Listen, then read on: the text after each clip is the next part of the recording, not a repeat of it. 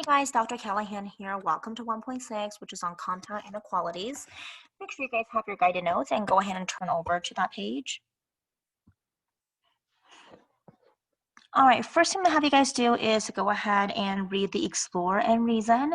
And it says Hannah has some blue paint. She wants to lighten the shade. So she mixes in one paint of white paint, 1 cup of white paint. The color is still too dark, so Hannah keeps mixing in the 1 cup of white paint at a time. After adding 4 cups, she decided the color is too light. Go ahead and answer these 3 questions. They are subjective, so really there's no right or wrong answer. So pause the video and go ahead and do that. All right, so now let's go and take a look at example 1. Example 1 says write a compound inequality for the graph. Now 1.5 we'll learn how to solve and graph them. Remember, if your inequality is like this, it's an open circle. If there's an equal sign, it is a closed circle. If x is, if the inequality is eating the number, you shade over to the left. Remember that. And then if the inequality is eating the letter, like in this case, then you shade over to the right. Okay, so those are the 4 different rules. So as I'm looking at example 1, it says to write the inequalities with the shaded line. I can see that there is an x. I'm going to put a -2. Given the fact that this is now shading over to the right, you know it's going to have to eat the letter like this. And also, given the fact that it's an open circle, means that there isn't an equal sign underneath that. So that's the first one. Oops, hold on. Okay, for the second part, you have 6. I'm going to put x and 6. It is a closed circle, so you know that there's going to be an equal sign. And also it's shaded over to the left, which means it has to equal or eat the number like this. So if I were to go ahead and bring those 2 together, I would have, here's my x, here's my number 6, and that is my compound inequality. Now, if you decide to go ahead and split it, you could go ahead and split it. So you have x is greater than -2, and then x is less than or equal to 6. But essentially, this right here is your answer.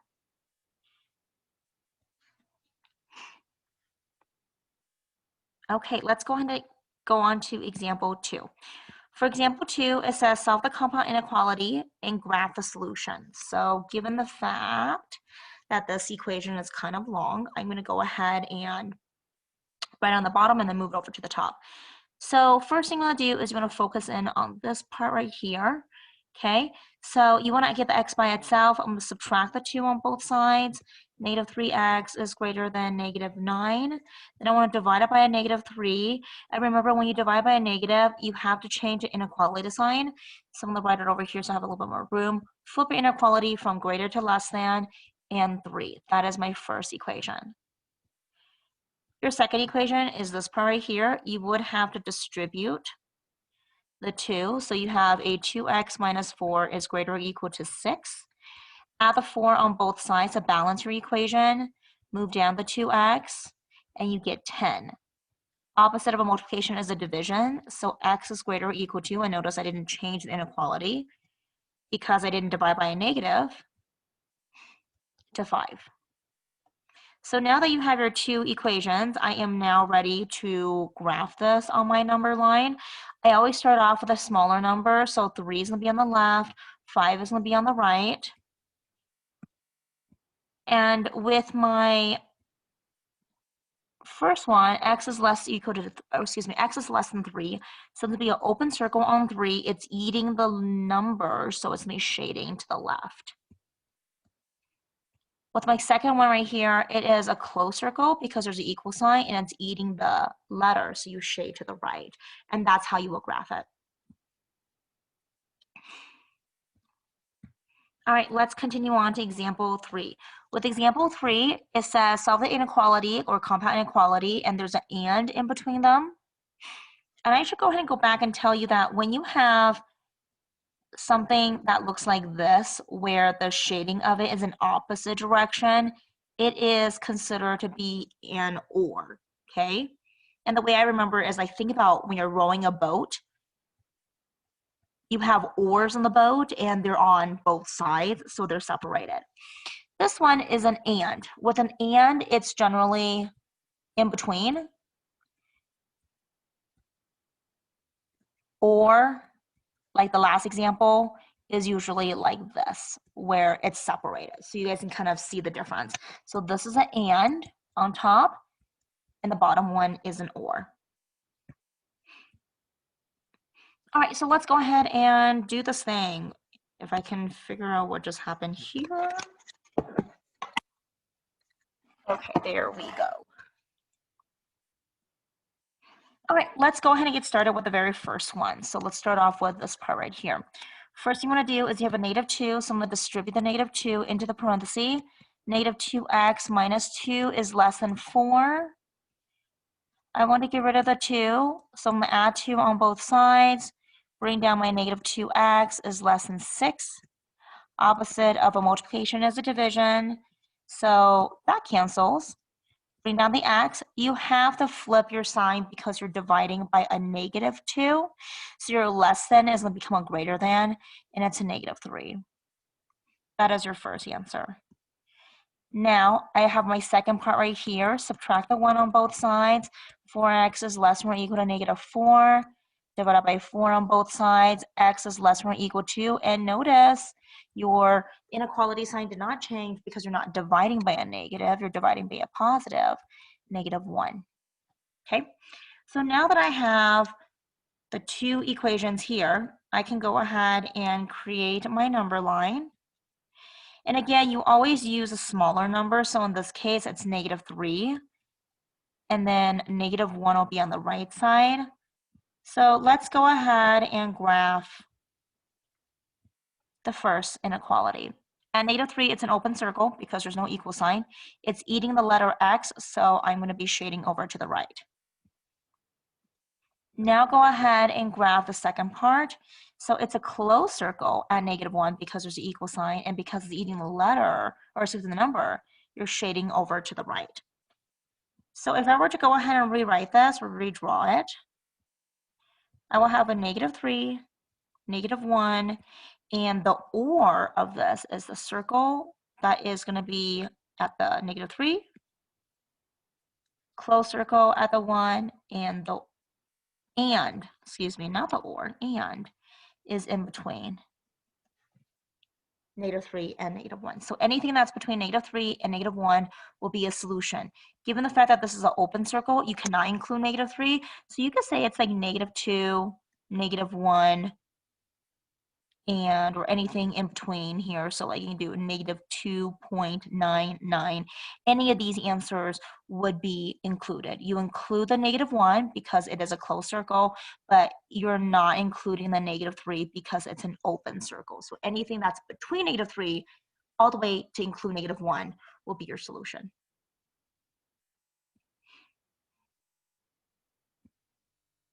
All right, let's take a look at example 5. Before I do that, you need to go ahead and answer these questions on your own. Question number 1 says, do you understand what are compound inequalities and how are their solutions represented? And also for 2. All right, so if I'm going to do the reverse of this, I'm just going to put x, and I know my first number is -4, x, and my second number is -1. So what I'm going to do is I'm going to go ahead and take a look at the first of these inequalities. It is a closed circle. It's going over to the left, so I know that it's going to be eating the letter, or excuse me, the number, -4, because if it's eating the number, you go to the left, and because it's shaded, it's a closed circle, you have an equal sign on the bottom. Now for the second one, it is a closed circle to the right, so you know that's me eating the letter x, and there's an equal sign. I'm going to have you guys go ahead and work on number 6 on your own, since we just did the previous one. So you guys work on that one on your own as a you try.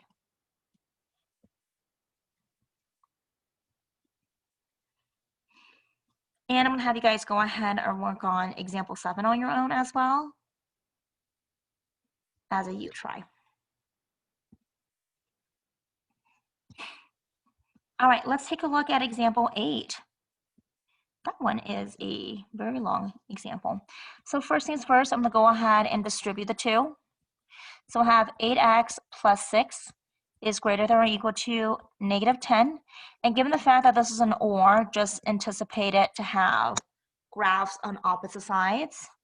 So I'm going to kind of split it into 2 because I have the first one here. First thing I'm going to do is I'm going to subtract 6 on both sides. I have an 8x is greater or equal to negative 16. When I divide it by the 8 and it's a positive, I'm going to get a negative 2 because negative 16 divided by 8 is a negative 2. My second example here, I'm going to add a 15 on both sides. I have a negative 5x is greater to 20. But this one, I am dividing by a negative 5 or a negative number, so I would have to switch it. So my greater than becomes a less than, and it's a negative 4. So now we can go ahead and graph this on a number line. Your smaller number is going to be negative 4. I know some of you guys are thinking like, but wait a second, shouldn't it be negative 2? No, if it's going to be a negative, anything that's a bigger number to the left side of the negative sign is going to be a smaller number, and then negative 2 is actually a bigger number. So let's go ahead and graph the first one. At negative 2, it is a closed circle. It's eating the letter X, so you're going to be shading over to the right side. Your second example or question here is at negative 4, it is an open circle because there's no equal sign. And because it's eating the number negative 4, you shade it over to the left. And that does confirm the OR compound inequality. All right, guys, at this point, if you are feeling pretty comfortable and you need to practice a little bit more, go ahead and try 1, 2, 3, 4, 5, and you have all the way until 15. You can go ahead and pick 10 questions. Pause this if you don't want to see the answer. But ta-da, here's the answer.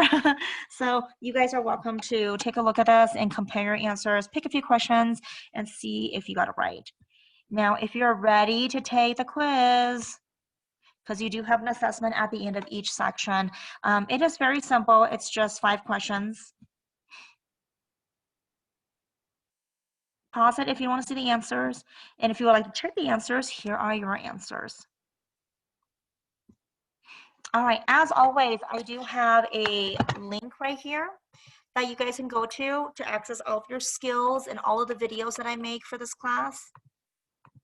It is semi-annoying that I have to sign in all the time, but bear with me just for a second.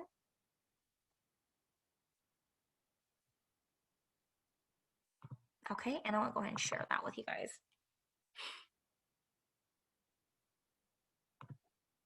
Yeah, and it's being shared. Okay. All right, so if you look at this right here, it says Algebra 1, Semester 1, 2020 Fall.